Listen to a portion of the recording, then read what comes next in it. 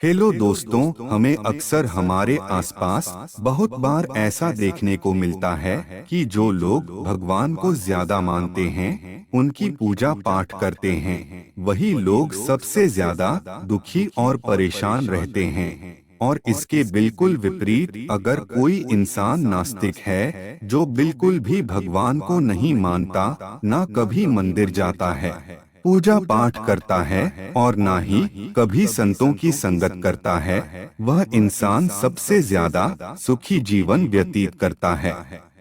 और यह सब देखकर कभी ऐसा प्रतीत होता है कि क्या भगवान है भी या नहीं, और अगर है तो भगवान गलत है, भगवान का न्याय गलत है। यह कोई आश्चर्य नहीं है। अगर हम अपने आसपास नजर डालें तो हमें लगेगा कि ऐसा हर किसी के साथ होता है। नमस्कार दोस्तों, हम आपका स्वागत करते हैं आपके इस चैनल पर। दोस्तों, आज के इस वीडियो में हम जानेंगे इसके पीछे का सही कारण, और इसका जवाब दिया है स्वयं भगवान श्री कृष्ण ने गीता के माध्यम से। बड़ी ही सरलता के साथ इसका उत्तर दिया हुआ है। तो आइए हम जानते हैं इसका सही कारण क्या है। दोस्तों, अगर आप भगवान श्री कृष्ण को मानते हैं तो कमेंट में जाकर जय श्री कृष्ण जरूर लिखें।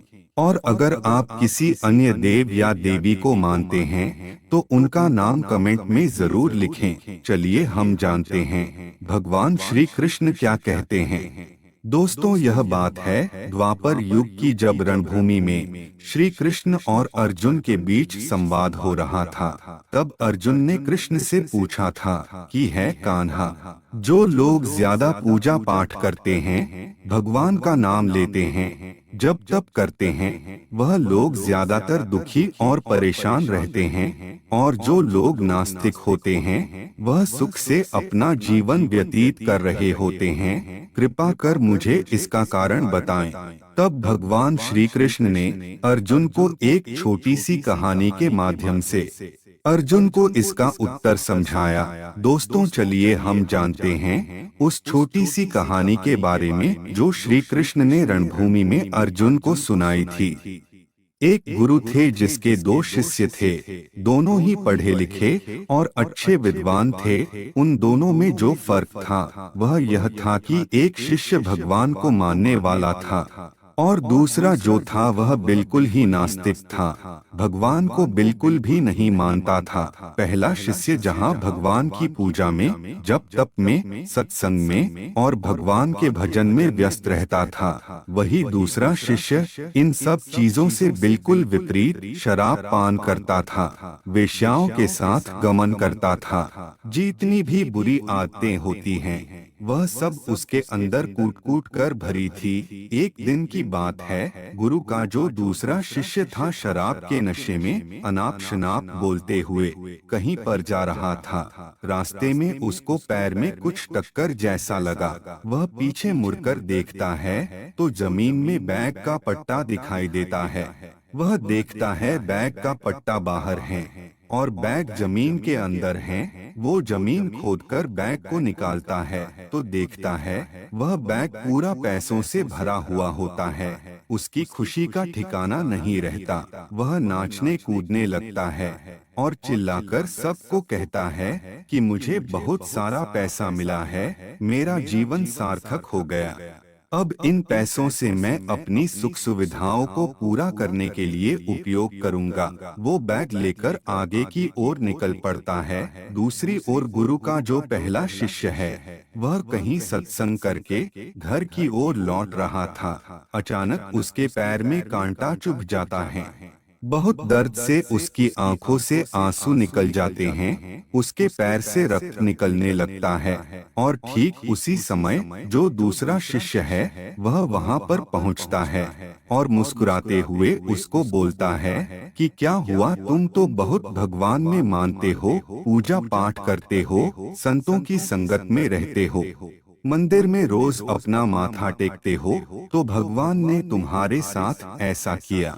और मुझे देखो, मैं कभी मंदिर नहीं जाता, कभी सत्संग नहीं करता, भगवान का नाम अपनी जुबान पर नहीं लाता, अपने घर में कभी भगवान की फोटो नहीं लगाता, फिर भी मुझे आज यह पैसों से भरा हुआ बैग मिला है और तुम्हें यह दुख मिला है। आज मैं तुमसे ज्यादा सुखी हूँ। पहले शिष्य को दूसरे की बात बिल्कुल उस कांटे की तरह चुभ गई। उसने मन ही मन विचार किया कि यह बिल्कुल सही कह रहा है कि मेरी पूजा पाठ करना, जप तप करना सब व्यर्थ है। वह मन ही मन सोचता है।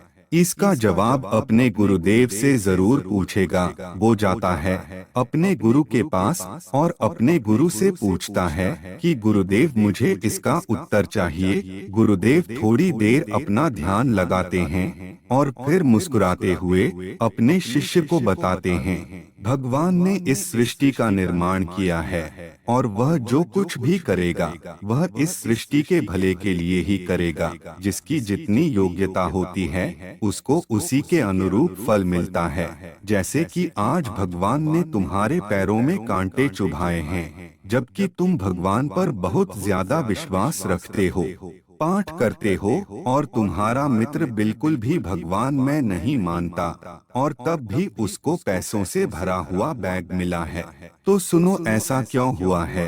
क्योंकि तुमने पिछले जन्म में बहुत पाप किया था और इसी कारणवश आज तुम्हें मृत्यु प्राप्त होने वाली थी। पर इस जन्म में तुमने भगवान की पूजा की है, जप तप किया है, अपने आप को भगवान को समर्पित कर दिया है। इसी वजह से आज तुम बच गए हो, अन्यथा आज तुम्हारी मौत निश्चित थी। लेकिन तुम्हारी भगवान की भक्ति के कारण आज सिर्फ तुम्हें एक कांटा चुभा है। और वही तुम्हारे दूसरे मित्र की बात करें, वह पूर्व जन्म में एक महान पंडित हुआ करता था। उसने पूर्व जन्म में बहुत भगवान की सेवा की है, जिसकी वजह से उसकी किस्मत में आज बहुत ज्यादा संपत्ति मिलना लिखा था। लेकिन इस जन्म में उसने सारे गलत काम किए हैं, तो इसी कारणवश उसको सिर्फ एक पैसों का बैग मिला है, जबकि वह आज बहुत ज्यादा संपत्ति का मालिक बनने वाला था। इसीलिए हे वत्स, भगवान को दोष देना छोड़ दो। तुम अपने वर्तमान के समय का शब्द सदुपयोग करो, जिसके कारण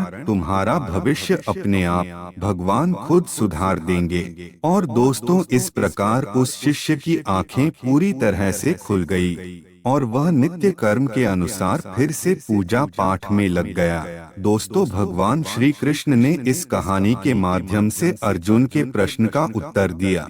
दोस्तों, आज का हमारा यह वीडियो आपको कैसा लगा? उम्मीद करते हैं अच्छा लगा होगा। अगर पसंद आए तो लाइक जरूर करें और आपके इस चैनल को सब्सक्राइब करना मत भूलें। जय श्री कृष्ण।